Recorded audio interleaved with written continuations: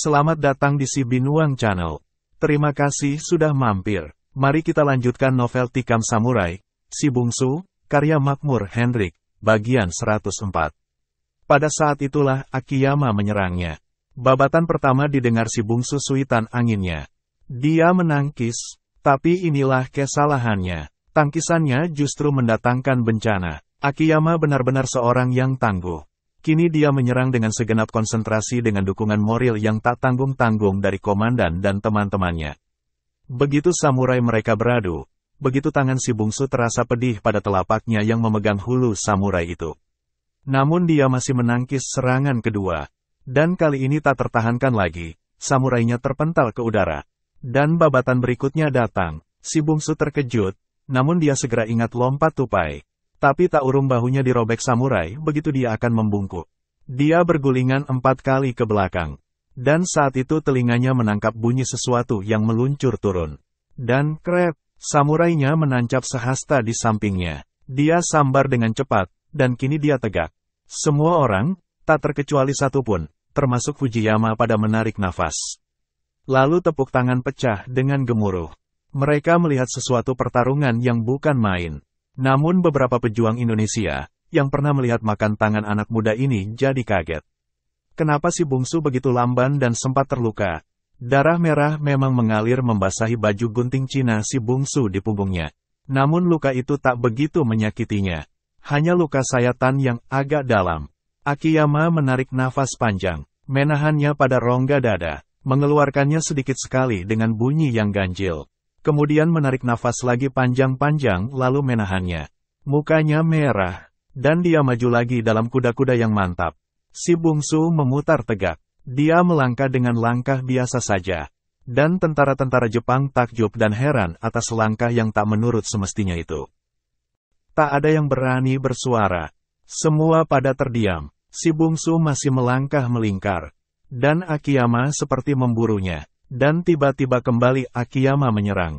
Kali ini Si Bungsu tak berani menangkis dengan samurainya.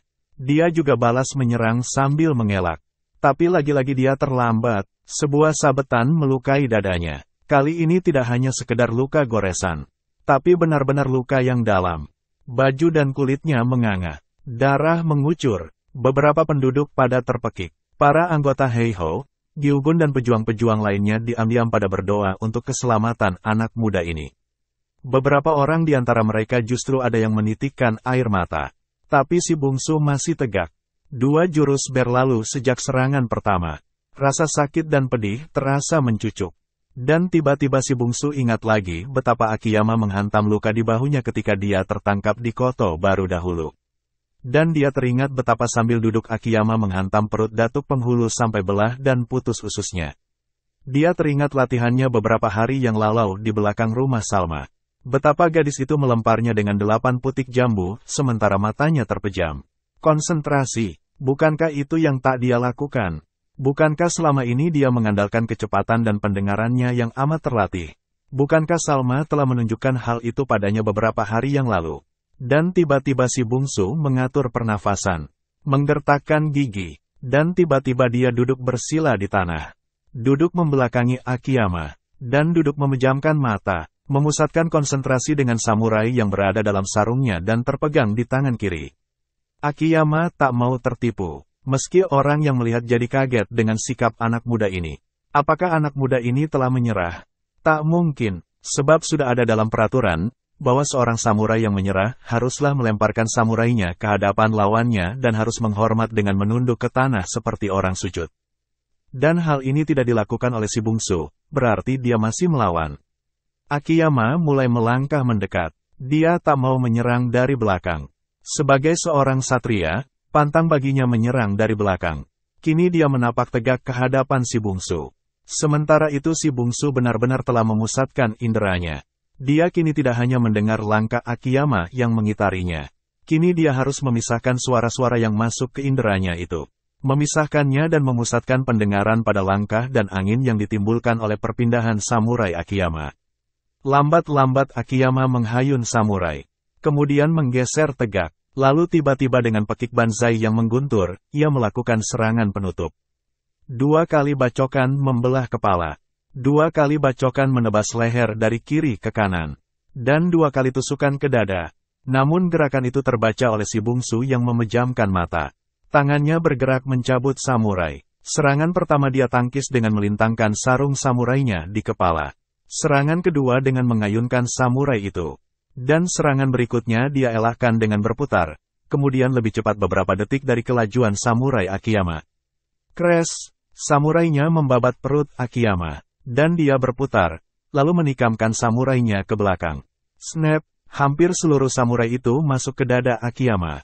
Tikam samurai, Akiyama tertegak. Samurai masih di tangannya, terangkat ke atas. Siap dibacokkan ke bawah. Ketengkuk si bungsu yang menunduk dan membelakanginya. Yang jaraknya hanya sehasta dari tubuhnya.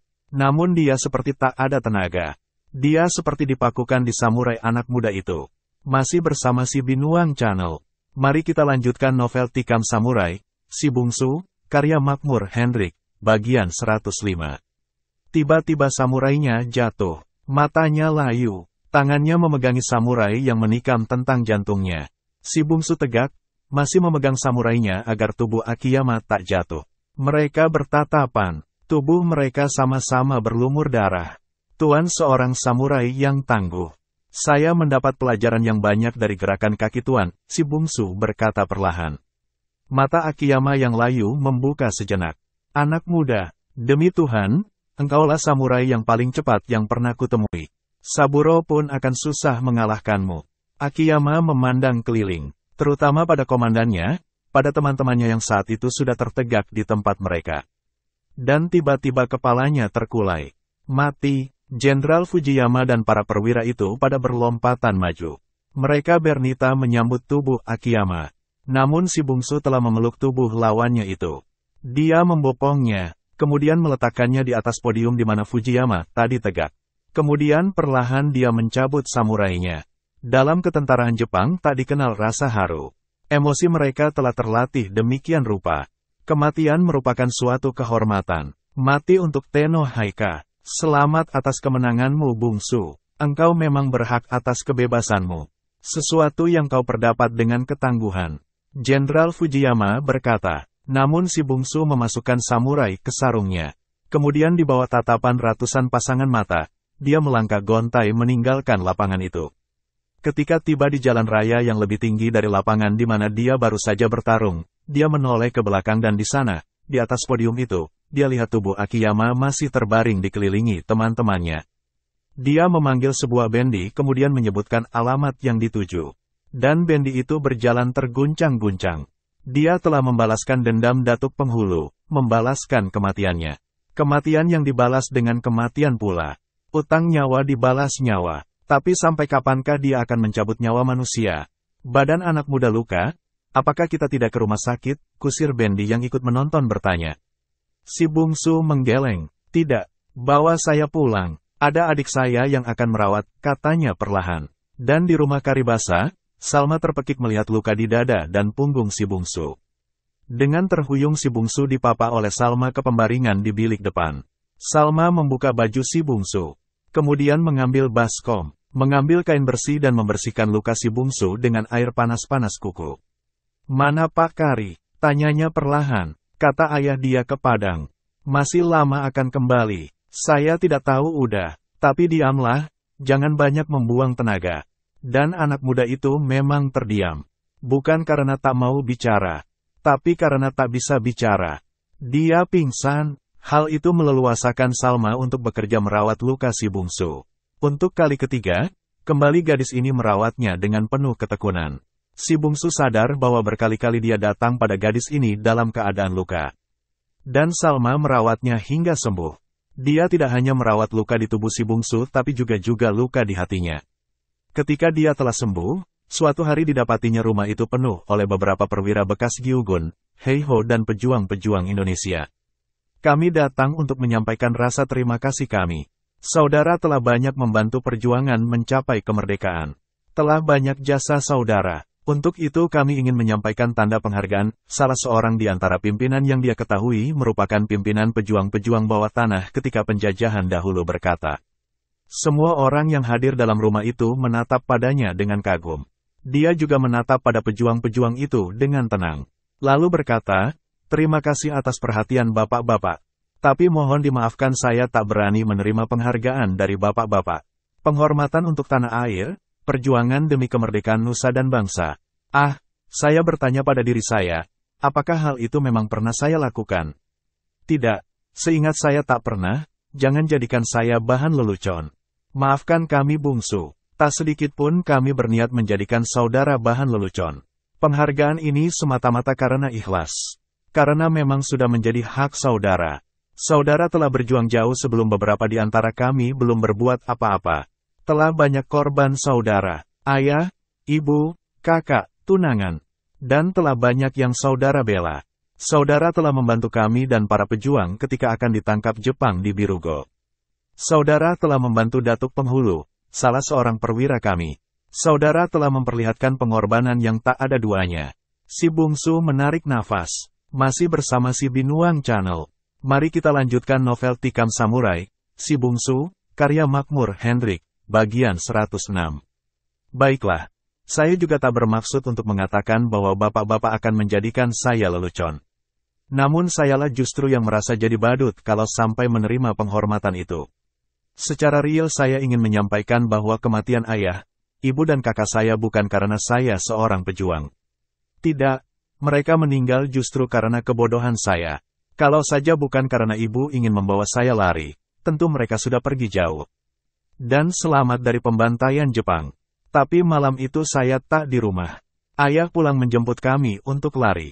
Ibu bertahan agar menunggu saya pulang kemudian bersama lari dari kejaran Jepang. Ayah akhirnya mengalah. Tapi setelah hari subuh, bukan saya yang datang melainkan Jepang. Mereka tertangkap, dan ayah, ibu serta kakak saya mati di hadapan mata saya. Tanpa sedikit pun saya dapat berbuat apa-apa. Malah saya lari ketakutan. Itukah kepahlawanan yang tuan-tuan katakan gagah perkasa, yang akan tuan-tuan beri penghargaan? Si bungsu berhenti. Suaranya terdengar getir. Dia tersenyum pahit, menatap pada pejuang-pejuang itu dengan diam. Karena tak ada yang bersuara, dia melanjutkan, kemudian pembunuhan-pembunuhan kepada Jepang itu, kalau itu yang tuan-tuan katakan perjuangan saya buat nusa dan bangsa. Itu juga suatu kebohongan. Saya membunuh mereka karena saya ingin membalas dendam atas kematian keluarga saya. Ingin menutupi kepengecutan saya di masa lalu. Itulah yang saya lakukan mula-mula turun dari tempat mengasingkan diri di Gunung Sago. Dan hari-hari setelah itu adalah hari-hari di mana maut selalu mengancam saya. Saya dicari Jepang, bukan karena saya seorang pejuang yang akan memerdekakan negeri ini. Tidak, saya tidak mau jadi orang munafik. Saya dicari Jepang karena saya membunuh perwira dan prajurit-prajurit mereka. Maka kalau kemudian banyak Jepang yang saya bunuhi, itu juga bukan karena demi kemerdekaan, demi tanah air. Tapi semata-mata karena saya membela diri. Saya takut dibunuh, maka saya membunuh. Daripada dibunuh lebih baik membunuh. Terakhir, saya melawan Letnan Kolonel Akiyama, itu pun karena saya membalaskan sakit hati saya. Dia telah menghantam luka saya ketika tertangkap di Koto Baru.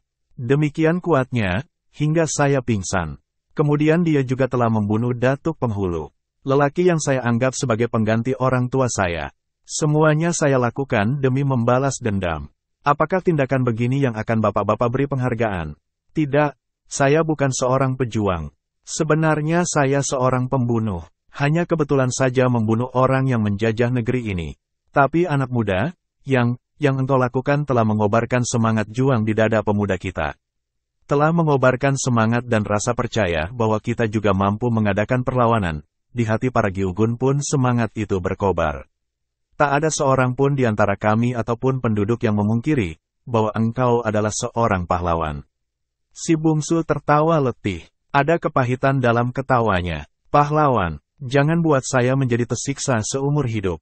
Kalau penghargaan itu saya terima, saya akan senantiasa teringat bahwa sayalah seorang pahlawan yang telah membiarkan dengan pengecut keluarganya punah. Carilah orang lain yang pantas untuk diberi penghargaan itu.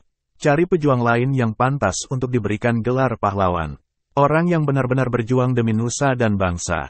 Gelar mulia itu tak pantas orang seperti saya menyandangnya. Saya bukan pejuang, bukan pahlawan. Maafkan saya terpaksa menolak anugerah itu, apapun bentuknya. Beberapa orang di antaranya jadi tertunduk, diam dan merasa kecil di hadapan anak muda ini.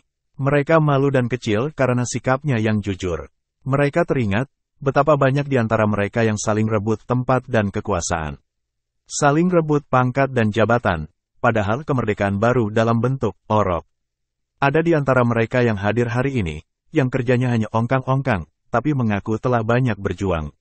Kini anak muda yang tubuhnya pernah dicabik-cabik samurai musuh ini, yang darahnya banyak sudah tersiram ke bumi pertiwi dalam memerangi penjajahan, ternyata menolak sebutan pahlawan bagi dirinya. Usahakan sebutan pahlawan, sebutan sebagai pejuang saja dia tak mau. Dia merasa tidak pernah berjuang. Bayangkan, kemana muka mereka disuruhkan di hadapan anak muda itu. Dan hari itu mereka pulang dengan perasaan campur aduk. Ada yang bangga terhadap sikap anak muda tersebut. Bangga karena ada seorang pemuda Indonesia yang berpendirian mulia dan teguh seperti itu. Ada pula yang merasa malu. Malu karena dirinya bertolak belakang dengan anak muda itu. Dan hari itu, di hari dia tidak mau menerima penghargaan itu, si bungsu mohon diri. Dia kembali menyampaikan niatnya untuk pergi ke Jepang. Salma termenung. Demikian pula Karibasa. Saya dengar ada kapal yang akan berangkat sepekan lagi dari Pekanbaru ke Singapura. Kemudian langsung ke Jepang. Kapal pembawa minyak, mungkin saya dapat menumpang. Bila engkau berniat untuk pergi. Kalau bisa besok pagi-pagi Pak. Tak ada yang dapat kami perbuat, selain mendoakan engkau selamat pulang pergi. Terima kasih Pak. Teman-teman, para pejuang yang tadi kemari, sebenarnya memang sangat menghormatimu. Mereka tak berniat untuk menyakiti hatimu. Mereka memang ikhlas memberikan penghargaan itu. Saya tahu. Dan saya juga tidak tersinggung. Saya khawatir merekalah yang tersinggung. Karena saya menolak. Saya benar-benar merasa tidak pantas untuk menerima penghargaan itu Pak. Bagaimana saya menerima pemberian sehelai baju misalnya, kalau saya menjadi demam dan tersiksa memakainya. Atau kalau baju itu terlalu longgar bagi tubuh saya yang kecil. Itulah yang saya rasakan. Dan itu saya kemukakan dengan segenap kejujuran pula. Dan percakapan itu terhenti sampai di sana. Si bungsu bersiap-siap malam itu. Dia masih memiliki uang dari penjualan perhiasan yang mereka ambil dengan Mei-Mei di rumah Cina di Payakumbuh dahulu. Sebenarnya tak banyak yang dia persiapkan. Hanya ada sepasalinan pakaian. Kemudian uangnya dia simpan dalam kantong kain. Lalu sebuah samurai. Itulah bekalnya. Salma tengah menyulam di ruangan tengah ketika si bungsu muncul. Mereka bertatapan, dan si bungsu dapat melihat betapa mata gadis itu basah sejak sore tadi.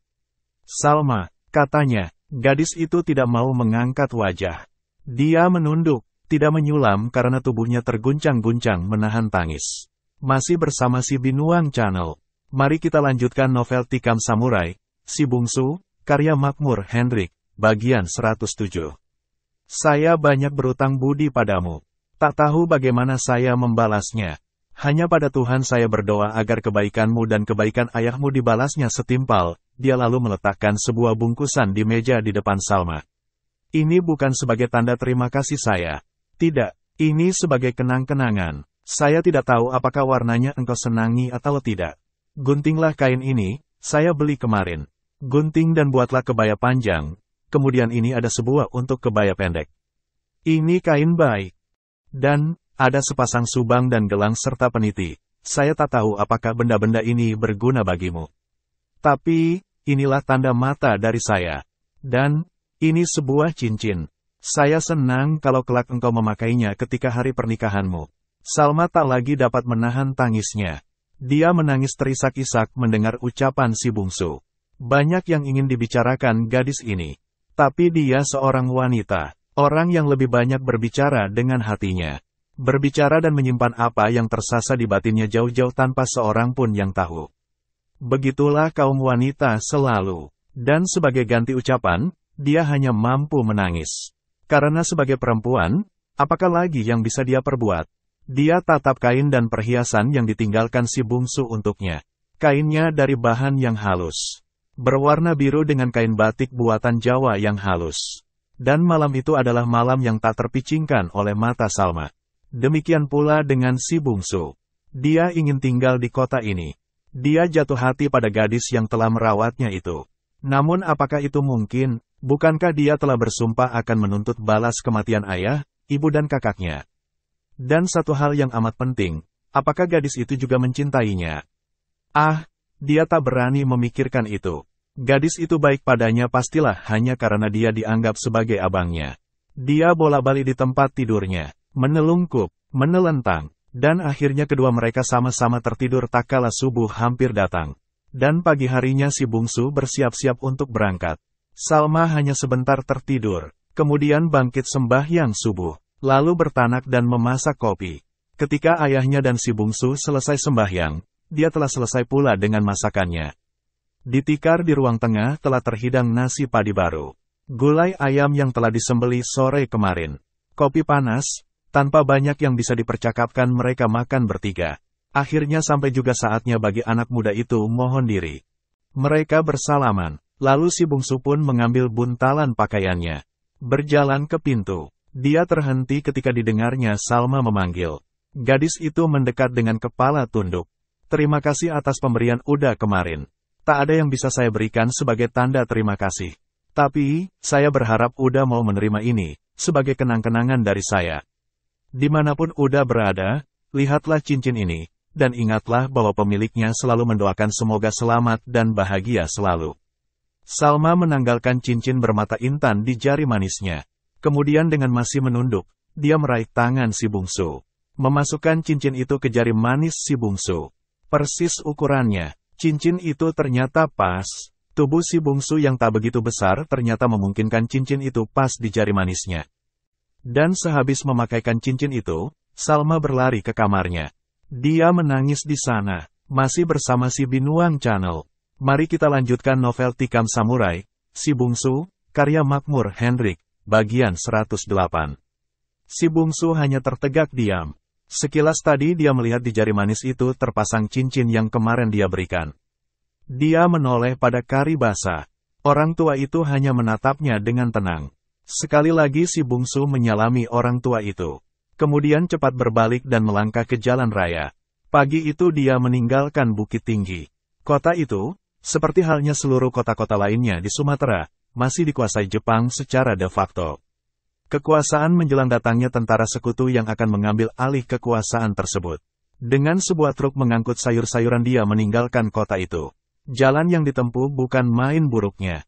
Berlobang-lobang dan hanya di beberapa bahagian saja yang beraspal. 3 jam kemudian dia memasuki kota Payakumbuh. Truk itu berhenti dekat stasiun kereta api. Penumpang di atasnya yang berjumlah 4 orang-orang, umumnya pedagang sayur dan beras, turun untuk mengisi perut. Dengan perasaan berdebar, si bungsu turun pula. Ada perasaan lain menyelinap di hatinya ketika kakinya menjejak kembali kota Payakumbuh. Kota itu sudah seperti kampung halamannya. Ketika ayahnya masih hidup dahulu, dia sering dibawa kemari. Itu waktu kecil. Ketika dia telah dewasa, dia sering pula ke kota ini. Pergi berjudi, dan kini dia datang lagi. Kenangan masa lalunya berlarian sepanjang jalan raya. Kereta api kelihatan mengepul asapnya dari kejauhan. Peluitnya terdengar memekik sayu. Di belakang lokomotifnya yang tua terlihat 6 buah gerbong. Merangkak lambat-lambat memasuki kota. Si bungsu telah matang oleh penderitaan. Telah masak oleh pengalaman hidup. Emosinya sudah tertempa. Dia kini seperti karang di samudera. Namun, dia tetap saja manusia. Melihat kereta api itu merangkak perlahan, mendengar pekik peluitnya yang sayu, dia segera teringat masa kecilnya. Ketika bersama ayahnya pergi ke Baso, ke Biaro, ke Bukit Tinggi. Mereka naik kereta api. Tanpa dapat dia tahan, air matanya mengalir di pipinya. Dia memandang ke selatan. Jauh di sana kelihatan Gunung Sago tegak dengan gagah disapu awan. Dan di kaki gunung itu adalah kampung halamannya. Tempat darahnya tertumpah. Di sanalah ayah ibu dan kakaknya berkubur. Kampung kecil bernama Situju Ladang Laweh. Dan tak berapa ratus meter dari stasiun itu adalah rumah di mana dahulu dia bertemu dengan Mei Mei. Dahulu dia naik bas tua ke Bukit Tinggi dari kota ini berdua dengan Mei Mei. Dan kini dia datang lagi. Sendirian. Dan di Bukit Tinggi pagi tadi dia meninggalkan seorang gadis. Gadis yang diam telah mencuri sebahagian hatinya. Salma, dia menarik nafas, menghapus air mata, dan perlahan-lahan berjalan masuk kedai. Kedai nasi itu cukup besar. Ruangan dalamnya lebar. Pada sudut kiri dia lihat beberapa lelaki duduk. Dan selintas saja dia mengetahui bahwa lelaki-lelaki di sudut itu sedang berjudi. Dia teringat masa lalunya. Dia melihat seperti dirinya yang duduk di tikar itu. Bersila dan membagi kartu. Dia beli kain di pinggang para lelaki itu, dia yakin tersisip sebilah pisau. Hal itu dia ketahui sebab disitulah dahulu dunianya. Pada bahagian depan kelihatan orang sedang makan. Si bungsu menuju ke meja dekat seorang perempuan muda. Duduk di hadapnya karena tak ada lagi tempat lain yang kosong. Nasi satu, katanya. Apa sambalnya? Dia memalingkan kepala ke tempat ikan-ikan yang telah dimasak. Memperhatikannya, dendeng bakar dan sambal lado serta petai muda, orang kedai mengambilkan pesanannya. Meletakkan di atas meja, si bungsu mengangguk pada perempuan muda di depannya. Kemudian pada lelaki di sampingnya. Lalu mulai menyuap. Nampaknya kita berhenti di sini agak lama. Ada per yang patah. Dan ban bocor. Harus ditambal dulu. Jalan yang akan kita tempuh bukan main parahnya.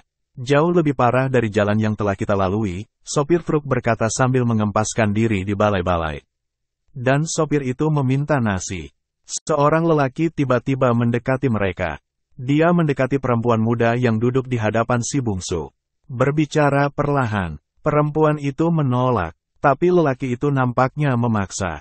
Perempuan itu menolak kembali, dan akhirnya perempuan muda yang cukup cantik itu menyerah pada paksaan lelaki tersebut. Dia membuka gelang di tangannya, memberikannya pada si lelaki, dan lelaki itu kembali ke balai-balai di sudut ruangan. Kembali berjudi, si bungsu mengangkat kepala, menatap perempuan itu. Perempuan itu menunduk, dan si bungsu dapat melihat betapa wajah perempuan muda itu kelihatan murung. Sebentar-sebentar dia melirik pada lelaki yang tadi mengambil gelangnya. Si bungsu meneruskan makan. Demikian pula sopir di meja yang satu lagi. Ketenangan rumah makan itu tiba-tiba dipecahkan oleh suara pertengkaran. Pertengkaran itu berasal dari sudut di mana sedang berlangsung perjudian. Kalian main curang. Saya tak mau. Saya sudah banyak kalah. Terdengar suara seorang lelaki. Dan sebagai jawaban suaranya itu terdengar tertawa terkekeh. Ini judi Sultan. Tak ada kata-kata curang. Mulut Sultan berbisa kami dengar. Apakah Sultan muak hidup? Suara lain mengancam. Dan pemilik kedai serta orang-orang lain nampaknya tak mau ikut campur. Mungkin disebabkan dua hal kenapa mereka lebih baik diam saja. Pertama memang sudah biasa dalam setiap perjudian disudahi dengan pertengkaran. Atau sebab kedua adalah karena penjudi-penjudi itu orang Badak. Kemungkinan ini bisa saja terjadi. Dan sebentar saja setelah suara tadi, kini terdengar orang main hantam. Perempuan di depan si bungsu terpekik. Tegak berlari ke arah perjudian itu. Dan saat itu pula lelaki yang meminjam gelangnya terpental. Jatuh melabrak meja. Meja terjungkir. Dua buah stoples yang berisi paniaram jatuh pecah. Perempuan itu menangis memeluk lelaki tersebut. Nampaknya mereka adalah suami istri yang baru menikah. Tak diketahui apa sebabnya sampai terseret ke meja judi ini. Mungkin suaminya ini pencandu judi pula. Hingga tak segan-segan meminta gelang istrinya setelah kalah dalam tahap pertama. Pada tahap kedua, gelang istrinya ludes dan dia kena terjang pula. Masih bersama si Binuang Channel. Mari kita lanjutkan novel Tikam Samurai, Si Bungsu, karya Makmur Hendrik, bagian 109. Kalau akan berkelahi di luar lah Datuk. Jangan dalam lapo saya. Pemilik kedai berkata perlahan. Aneh, dia berkata perlahan saja. Padahal meja dan stoples serta kuenya berserakan. Dari nada pembicaraan ini setiap orang bisa tahu, betapa para penjudi itu amat ditakuti. Dan benar saja, orang yang dipanggil Datuk itu tertawa menggerendeng. Berani uang melarang saya kini ya Murad. Apakah ingin saya panggang lapo uang ini? Pemilik kedai tak menjawab. Dengan menunduk habis-habisan dia membenahi meja dan toplesnya yang berserakan. Dan lelaki yang dipanggil dengan sebutan Datuk itu maju. Melihat ke arah gulai dan sambal yang terletak dalam panci. Matanya menatap liar. Kemudian tangannya beraksi. Dengan tangan telanjang, dia mengacau panci yang dipenuhi gulai ayam. Kemudian mengambilnya sepotong. Lalu duduk di kursi di mana perempuan muda tadi duduk. Persis berhadapan dengan si bungsu. Dia mengunyah gulai ayam itu dengan rakus. Sementara tangannya hingga ke pergelangan dipenuhi kuah. Dan sambil mengunyah gulai ayam itu, matanya tiba-tiba terpandang pada jari manis si bungsu. Kunyahnya terhenti. Cincin berlian, desisnya menatap lurus-lurus pada cincin itu. Lalu tiba-tiba saja tangannya yang berkuah-kuah itu menyambar tangan kiri si bungsu. Memegangnya kuat-kuat lalu menatap cincin itu. Kemudian dia tertawa menyeringai sambil menatap si bungsu. "Hei, Wang mau menjual cincin ini pada saya Buyung," katanya. Si bungsu menggeleng. "Saya beli dengan harga tinggi. Berapa Wang mau menjual? Ini tanda mata dari adik saya. Saya tak berniat menjualnya," si bungsu menjawab perlahan. "Ah, pasti tanda mata dari gendak Wang. Bikin apa dia Wang pikirkan. Cukup banyak betina lain yang bisa Wang bawa tidur. Ayo jual saja pada saya." Datuk itu masih berkata sambil mengguncang tangan si bungsu. Dia menarik nafas panjang, lalu menggeleng. Dia berusaha menahan marahnya. "Saya tak berniat menukarnya atau menjualnya Pak," jawabnya. "Hei, akan saya buktikan pada Wang, bahwa cukup banyak perempuan yang bisa ditiduri. Saya lihat Wang dari tadi berminat pada perempuan itu." Datuk ini menunjuk dengan mulutnya ke arah perempuan yang tadi duduk di depan si bungsu, yang kini duduk di kursi lain bersama suaminya. Datuk itu bangkit. 3 temannya tertawa menyeringai dari sudut memperhatikan. "Jangan mengganggu bini orang di lapau ini, Datuk," pemilik kedai tadi coba memperingatkan. Sebab kedainya bisa jadi lengang kalau terjadi hal-hal yang tak baik pada orang yang singgah makan. Namun ucapannya baru saja habis ketika tangan Datuk itu mendarat di pipinya. Suara tamparannya keras, dan bibir pemilik kedai itu pecah. "Sekali lagi Wang mencampuri urusan saya Murad. Saya jemur Wang seperti dendeng di labuah sana," ancamnya. Dan dia meneruskan langkah ke dekat perempuan muda itu. "Hei, Upik manis, laki Upik baru saja kalah berjudi. Kenapa kau mau berlaki dengan penjudi tanggung seperti dia? Lebih baik kau menikah dengan anak muda itu. Lihat, dia punya cincin berlian. Hayo kuantar kau padanya." Berkata begitu, Datuk itu menyentahkan tangan perempuan muda tersebut. Perempuan itu terpekik. Suaminya bangkit, namun sebuah terjangan membuat tubuhnya tercampak keluar. Melihat kejadian ini, 6 orang lelaki lain yang ada dalam kedai itu cepat-cepat membayar makanan mereka dan pergi meninggalkan kedai itu, menghindar dari bencana yang akan timbul. Nampaknya Datuk dan ketiga koleganya adalah orang Bagak di kota ini. Sebab kalau tak demikian, mustahil dia akan mau berbuat seperti itu. Stasiun kereta api ini terletak persis di tengah kota. Dan di tengah kota ini dia mau berbuat demikian. Sungguh suatu perbuatan yang Bagak benar. Tangan perempuan itu direnggutkannya. Dan sekali dorong, perempuan itu terlempar ke pangkuan si bungsu. Perempuan itu bangkit kemudian menamparkan wajah si bungsu beberapa kali. Si bungsu tetap duduk dan tetap diam. Datuk penjudi itu tertawa terkekeh-kekeh. "Hei Buyung, kalau dia menamparkan lelaki, itu tandanya dia mengajak ke tempat tidur. Bawalah dia. Saya mau menjual cincin ini." Tiba-tiba suara si bungsu bergema. Datuk itu terhenti tertawa. Dia mendekat. Orang-orang lain pada terdiam. "Nah, itu bagus. Berapa uang jual?" "Tidak dengan uang. Saya ingin bertukar," si bungsu berkata dengan kepala masih menunduk. "Bagus, bagus. Dengan apa?" "Dengan perempuan muda ini, boleh, tidak. Lalu dengan apa?" "Dengan kepalamu, Datuk." Terima kasih sudah bersama si Binuang Channel. Jangan lupa mampir pada bagian selanjutnya novel Tikam Samurai, Si Bungsu karya Makmur Hendrik.